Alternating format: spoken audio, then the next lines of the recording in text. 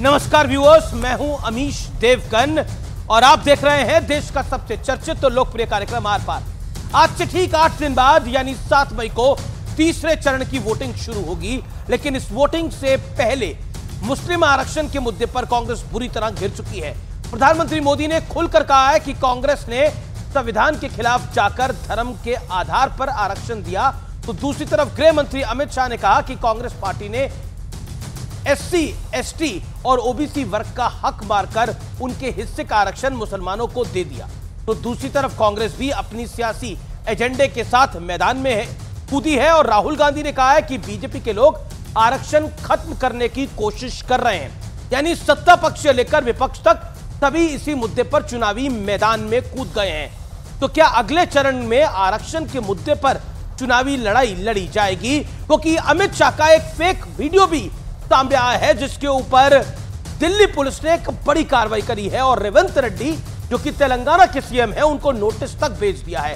यह फर्जी वीडियो किसने फैलाया, किस मंशा से फैलाया, आज इस मुद्दे पर भी होगी देश की सबसे बड़ी बहस। तीसरा चरण आरक्षण पर जोरदार रण।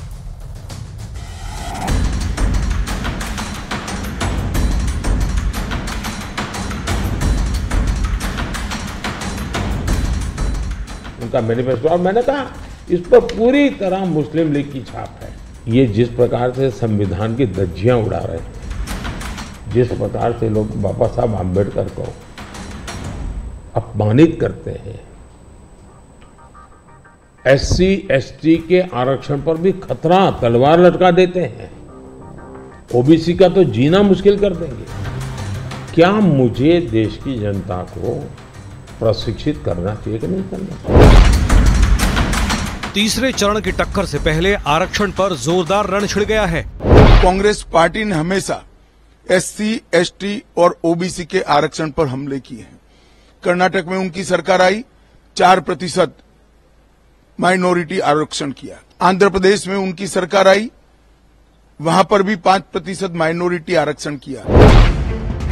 तो दूसरी तरफ आरक्षण के मुद्दे पर विपक्ष के हमले भी जारी हैं। ये जो बीजेपी के लोग हैं ना, ये जो आरक्षण पर और कॉन्स्टिट्यूशन पर आक्रमण कर रहे हैं और इसको खत्म करने की कोशिश कर रहे हैं। इस बीच आरक्षण को लेकर गृह मंत्री अमित शाह का फर्जी वीडियो फैलाने पर एफआईआर भी दर्ज हो गई है। ये वीडियो 27 अप्रैल को तेलंगाना कांग्रेस की ओर से शेयर किया गया था, लेकिन सियासत का इतिहास देखें तो 2009 के घोषणा पत्र से लेकर कर्नाटक और आंध्र प्रदेश तक मुस्लिम आरक्षण पर कांग्रेस खुद घिरती दिख रही है। तो सवाल है कि क्या तीसरे चरण की वोटिंग से पहले यह मुद्दा कांग्रेस पर भारी पड़ने वाला है?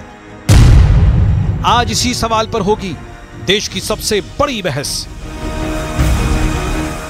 अभी हमारे साथ हैं केंद्रीय गृह मंत्री अमित शाह। आप देख सकते हैं किस तरह से भीड़ उमड़ा हुआ है। सर, ये बताइए कि जिस तरह का भीड़ है, क्या कहेंगे आप इस भीड़ को देख के? देखिए, रोड शो 1 किलोमीटर का है, 1.5 किलोमीटर का है, लगभग 7 किलोमीटर की भीड़ लगी है। यही बताता है कि मोदी जी के समर्थन में आसाम और नॉर्थ ईस्ट में कितना बड़ा वेव चल रहा है। इस बार हम तीसरी बार प्रधानमंत्री जी को बहुत बड़े बहुमत के साथ 400 पार के साथ देश की जनता प्रधानमंत्री बनाने जाए। आप ये कह रहे हैं कि अगर एनडीए गवर्नमेंट की सरकार बनेगी तो वहाँ प्रधानमंत्री हर साल बदले जाएंगे। आपको लगता है कि एनडीए सरकार बना सकती है? कोई सवाल ही नहीं है सरकार बनाने का। इन लोगों के पास कैंडिडेट नहीं है, इसलिए ये लोग इस प्रकार का दावा कर रहे हैं। और देश 30 साल तक अस्थिर सरकारों का दर्द सहन कर चुका है, इसके परिणाम भुगते हैं। देश की इकोनॉमी से लेकर देश की सुरक्षा और आंतरिक सुरक्षा तक गहरे प्रभाव पड़े थे। 10 साल से एक स्थिर सरकार है, पूर्ण बहुमत की सरकार है, निर्णायक नेतृत्व है। मुझे पूरा भरोसा है देश की जनता पूर्ण बहुमत के साथ 400 पार के साथ मोदी जी को इस बार फिर से। क्या कांग्रेस की सरकार आएगी तो ओबीसी में मुसलमानों को कोटा दिया जा सकता है? ऐसी साजिश आप देखते हैं? कांग्रेस की सरकार आने का सवाल ही नहीं। धन्यवाद सर। ये केंद्रीय गृह मंत्री कैमरामैन अपू पाठक के साथ अनूप गुप्ता, न्यूज। तो ये अमित शाह थे कि कांग्रेस की सरकार आने का सवाल नहीं है, लेकिन कांग्रेस प्रयास कर रही है ऐसा, ये भी बीजेपी का हमला है। आइए आरक्षण पर आंखें खोलने वाला विश्लेषण मैं आपको दिखाता हूं। महात्मा गांधी ने क्या कहा था 12 दिसंबर 1936 को, आरक्षण जाति धर्म पर नहीं आर्थिक आधार पर हो। पंडित जवाहरलाल नेहरू कांग्रेस पार्टी के प्रोधा 26 मई 1949, किसी अल्पसंख्यक वर्ग को आरक्षण देने से समाज में असंतुलन बढ़ेगा। डॉक्टर भीमराव अंबेडकर धार्मिक आरक्षण के पूरी तरह से खिलाफ थे, जिसकी बात आज की तारीख में कुछ पॉलिटिकल पार्टीज कर रही है। लेकिन कांग्रेस ने क्या किया? घोषणा पत्र 2009, अल्पसंख्यकों को आरक्षण देने का वादा किया, यानी भीमराव अंबेडकर, पंडित नेहरू, महात्मा गांधी के खिलाफ जाकर। कर्नाटक की बात कर लेते हैं, मुसलमानों को ओबीसी के कोटे में आरक्षण दिया।